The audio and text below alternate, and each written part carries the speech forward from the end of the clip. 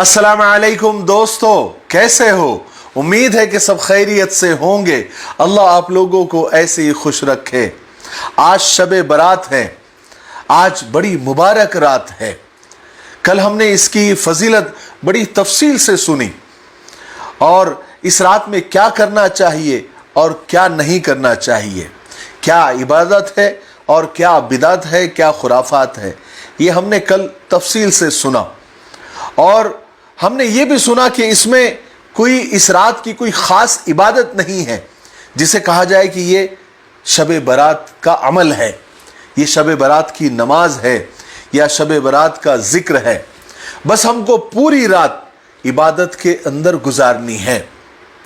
अब हम जो चाहे वो करें इबादत में। जैसे कोई अगर नवाफिल पढ़ना चाहता है, नफिल नमाज़ें पढ़ना चाहता है तो नफिल नमाज़ें पढ़े, या उससे बेहतर है कि हम क़ज़ाए उम्री पढ़े।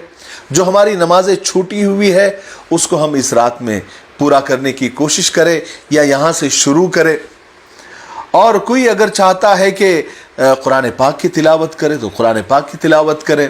कोई चाहता है कि दरूद शरीफ ज़्यादा से ज़्यादा पढ़े तो इससे बेहतर क्या हो सकता है, वो खूब दरूद शरीफ पढ़े। कोई अगर कोई और ज़िक्र करना चाहता है, कोई अल्लाह का नाम और लेना चाहता है तो वो ज़िक्र करे।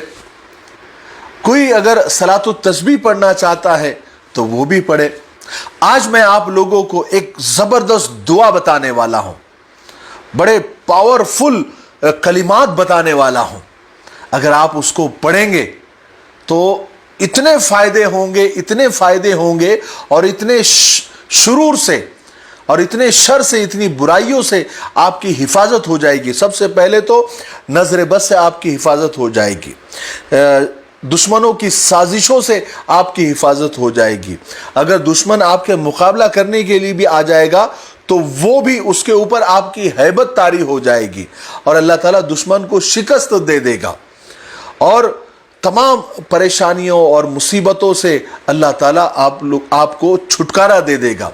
ऐसी ज़बरदस्त दुआ है जो हुजूर पाक सल्लल्लाहु अलैहि वसल्लम ने खुद हज़रत अनस रज़ी अल्लाह तआला अन्हु को सिखाई थी। ये कलिमात अल्लाह के रसूल सल्लल्लाहु अलैहि वसल्लम ने हज़रत अनस रज़ी अल्लाह तआला अन्हु को सिखाए थे और इस दुआ को दुआए अनस भी कहा जाता है। यानी ये दुआ खुसूसी तौर पर अल्लाह के रसूल सल्लल्लाहु अलैहि वसल्लम ने हज़रत अनस को सिखाई थी। और आखिर में मैं सलातुत तस्बीह का तरीक़ा भी आप लोगों को बताने वाला हूँ। तो इस दुआ को बताने से पहले एक छोटा सा किस्सा भी है इसके पीछे कि हज़रत अनस रज़ी अल्लाह तआला अन्हु को हज्जाज इब्न यूसुफ ने एक मरतबा बुलाया। हज्जाज इब्न यूसुफ बड़ा जालिम बादशाह था, उसने कई सहाबा को शहीद भी किया था और बड़ी कत्ल व गारत गिरी करता था, बड़ा जालिम और जाबिर बादशाह था। तो हज़रत अनस रज़ी अल्लाह तआला अन्हु को उसने बुलाया और अपने अस्तबल में लेकर गया और अपने घोड़े तकब्बुर के अंदाज में बताने लगा, देखो मेरे पास कैसे घोड़े हैं, आला ज़ात के घोड़े हैं और बड़े ज़बरदस्त ऊंची नस्ल के घोड़े हैं। क्या हुजूर के ज़माने में, यानी तकब्बुर के अंदाज में पूछने लगा, तफाखुर यानी फ़ख्र के अंदाज में पूछने लगा, क्या तुमने हुजूर के ज़माने में हुजूर के पास ऐसे घोड़े देखे हैं? तो हज़रत अनस रज़ी अल्लाह तआला ने फरमाया, बिल्कुल, मैंने इससे भी ज़्यादा और इससे आला नस्ल के और इससे अच्छे और तगड़े और सेहतमंद घोड़े और मैंने देखे हैं हुजूर पाक सल्लल्लाहु अलैहि वसल्लम के पास।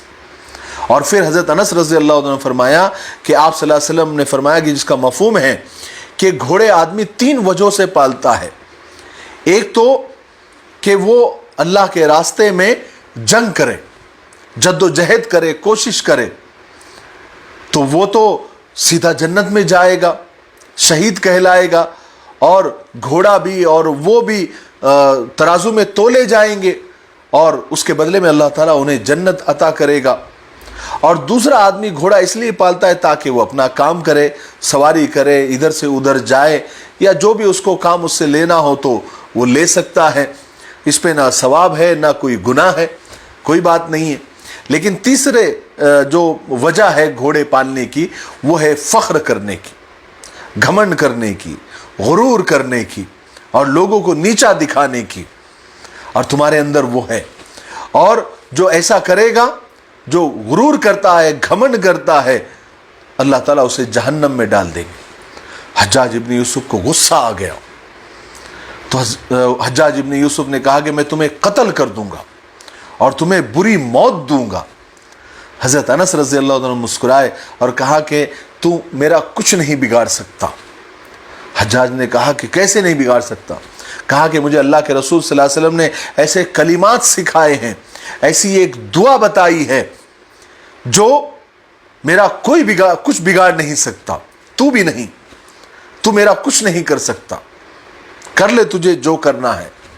اتنا زبردست اور اتنا کانفیڈنس والا جواب سن کر حجاج ابن یوسف ہل گیا اور یعنی بیک فٹ پر آ گیا اور کہنے لگا کہ مجھے بھی وہ دعا سکھا دیجئے۔ حضرت انس رضی اللہ عنہ نے کہا کہ تو اس لائق نہیں ہے، میں تجھے نہیں سکھاؤں گا، اور وہاں سے وہ نکل گئے۔ تو حجاج ابن یوسف کا جو خادم تھا وہ کہنے لگا کہ آپ نے انہیں کیوں چھوڑ دیا؟ آپ تو انہیں قتل کرنا چاہتے تھے۔ تو حجاج ابن یوسف نے کہا کہ جب میں ان سے یہ بات کہہ رہا تھا تو میں نے ان کے کندھوں پر ایک عجیب طرح کے شیر دیکھے جو مجھے دھاڑ رہے تھے۔ اگر میں حضرت انس رضی اللہ عنہ کی طرف انگلی بھی کرتا تو گویا وہ مجھ پر حملہ کر دیتے، وہ اتنے تیار تھے۔ حضرت انس رضی اللہ عنہ وہاں سے چلے گئے، اور کہتے ہیں کہ حضرت انس رضی اللہ عنہ کے مرض الموت یعنی جو موت کی بیماری ہوتی ہے، آخری وقت ہوتا ہے، تو ان کے خادم ان کے پاس گئے اور کہنے لگے کہ آپ مجھے وہ کلمات، وہ دعائیں سکھا دیجئے۔ تو حضرت انس نے کہا کہ کون سے؟ کہا کہ وہی جو آپ نے حجاج ابن یوسف کو نہیں سکھائے تھے وہ آپ مجھے سکھا دیجئے۔ حضرت انس رضی اللہ عنہ نے کہا کہ ہاں تو اس کے لائق ہے، میں تجھے سکھا دیتا ہوں۔ تو حضرت انس رضی اللہ تعالیٰ نے وہ دعائیں، وہ کلمات اپنے خادم کو سکھا دیے، جن کے ذریعے وہ کلمات ہم تک پہنچے۔ تو آپ آج سے نیت کریں کہ روزانہ صبح شام عقیدے کے ساتھ، ایمان کے ساتھ، ایمانی طاقت کے ساتھ، یقین کے ساتھ آپ پڑھیں۔ جتنا یقین اس کے اندر ہوگا، جتنا ایمان اس کے اندر ہوگا، اور جتنے بھروسے کے ساتھ آپ پڑھیں گے انشاءاللہ اتنا فائدہ ہوگا۔ تو یہ دعا میں آپ کو پڑھ کے بھی سناتا ہوں، اور اسکرین پر بھی آپ کو یہ دعا سامنے نظر آئے گی۔ وہ دعا یہ ہے، میں آہستہ آہستہ پڑھ کر آپ کو سناتا ہوں۔ بسم اللہ علی نفسی و دینی، بسم اللہ علی اہلی و مالی و ولدی، بسم اللہ علی ما اعطانی، اللہ اللہ اللہ ربی لا اشرک به شیئا، اللہ اکبر اللہ اکبر اللہ اکبر، وأعز وأجل وأعظم مما أخاف وأحذر، عز جارك وجل ثناؤك ولا إله غيرك، اللهم إني أعوذ بك من شر نفسي ومن شر كل شيطان مريد ومن شر كل جبار عنيد، فإن تولوا فقل حسبي الله لا إله إلا هو عليه توکلت وهو رب العرش العظیم، ان ولی اللہ الذی نزل الکتاب وهو يتولى الصالحین، وصلی اللہ تعالی علی خیر خلقہ سیدنا محمد وعلی آلہ واصحابہ اجمعین برحمتک یا ارحم الراحمین۔ یہ دعا صبح شام ہم پڑھیں، اللہ تبارک و تعالی انشاءاللہ تمام آفات سے محفوظ رکھے گا۔ اور آج کل تمام عالم میں جو حالات خراب ہے، اس کے پیش نظر تمام مسلمانوں کو چاہیے کہ صبح شام پابندی کے ساتھ یہ دعا کو پڑھے، انشاءاللہ کوئی بھی تکلیف نہیں پہنچے گی۔ ٹھیک ہے، مجھے امید ہے آپ سمجھ گئے ہوں گے، اور ہم سب نیت کریں کہ آج اس مبارک رات کی برکت سے ہم نیت کرتے ہیں کہ روزانہ اس دعا کو صبح شام ہم پڑھیں گے انشاءاللہ۔ اللہ کی ذات سے امید ہے کہ تمام مصیبتوں، بلاؤں، بد نظریوں سے اور دشمنوں کی سازشوں سے اللہ تبارک و تعالی ہم سب کی حفاظت فرمائے گا۔ چلیے جلدی جلدی میں بھی صلاۃ التسبیح کا طریقہ آپ لوگوں کو بتا دیتا ہوں۔ سب سے پہلے تو آپ نیت کریں، 4 رکعت کی نماز ہے کہ میں نیت کرتا ہوں 4 رکعت صلاۃ التسبیح، نفل بولے یا سنت بولے کوئی حرج نہیں ہے، واسطے اللہ کے منہ میرا کعبہ شریف کی طرف، اللہ اکبر، सबसे पहले आप सना पढ़े, सुभानक अल्लाहुम्मा व बिहम्दिका व तबारक अस्मुका व तआला जद्दुका व ला इलाहा गैरुक। और फिर खड़े खड़े ही बिना हाथ छोड़े आप 15 मरतबा तीसरा कलमा पढ़े, सुबहानल्लाहि वल्हम्दुलिल्लाहि व ला इलाहा इल्लल्लाह वल्लाहु अकबर, ला हौला वला कुव्वता इल्ला बिल्लाहिल अलिय्यिल अज़ीम भी आप जोड़ सकते हैं। नहीं तो आप सुबहानल्लाहि वल्हम्दुलिल्लाहि व ला इलाहा इल्लल्लाह वल्लाहु अकबर इतना भी अगर आप 15 मरतबा पढ़ेंगे तो भी काफ़ी है। फिर आप ताऊज़ तस्मिया यानी औज़ु बिल्लाह बिस्मिल्लाह और सूरह फातिहा और कोई सूरत पढ़े और रुकू में जाने से पहले 10 मरतबा और पढ़ ले। तो तीसरा कलमा कितनी मरतबा हो गया खड़े खड़े? 25 मरतबा। फिर आप रुकू में चले जाए, रुकू की तस्बीह पढ़े जो भी आपको 3, 5, 7 मरतबा पढ़नी है। फिर रुकू में ही 10 मरतबा और तीसरा कलमा पढ़े, कितना हो गया? 35। फिर आप समी अल्लाहु लिमन हमीदा रब्बना लकल हम्द कहकर आप खड़े होते कौमे में, तो वहाँ पर भी 10 मरतबा पढ़े, तो कितना हो गया? ये 45।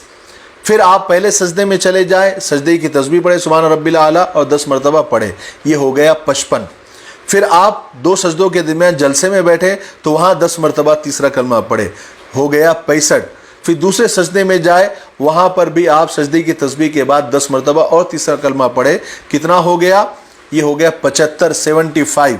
एक रकात में आपको 75 आपको तीसरा कलमा कंप्लीट करना है।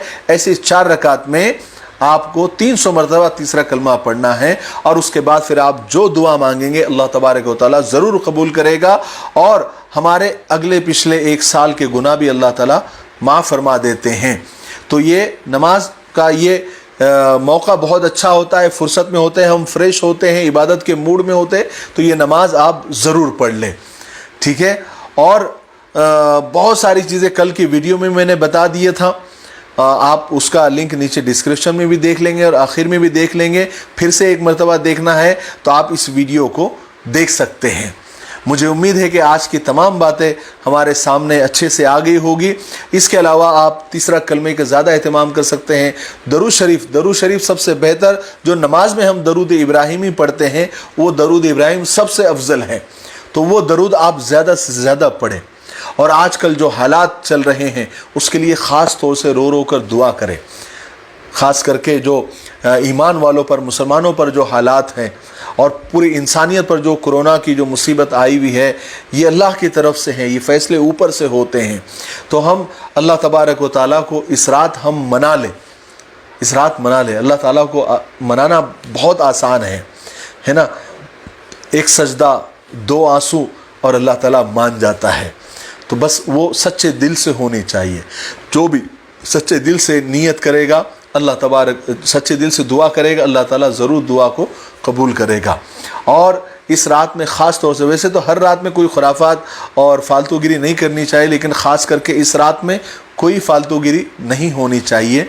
यही उम्मीद के साथ आज की बात को मैं ख़त्म करता हूँ। और आज की रात जब भी आप दुआ करेंगे तो मुझ हकीर, फ़कीर और गुनहगार को ज़रूर याद करें कि अल्लाह ताला मुझे ताकत दे, हिम्मत दे, मेरे सेहत में बरकत अता फ़रमाए, उम्र में बरकत अता फ़रमाए और मेरे फ़ैमिली के लिए, मेरे ख़ानदान के लिए, ख़ास करके मेरे वालिद मोहतरम हज़रत मौलाना कलंदर साहब रहमतुल्लाह अलैह, उनके लिए भी खूब दुआएं करे कि अल्लाह ताला उन्हें उनकी मग़फ़िरत फ़रमाए और जन्नतुल फ़िरदौस में आला मकाम अता फ़रमाए।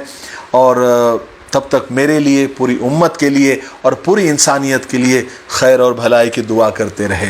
अस्सलामु अलैकुम व रहमतुल्लाहि व बरकातुहू।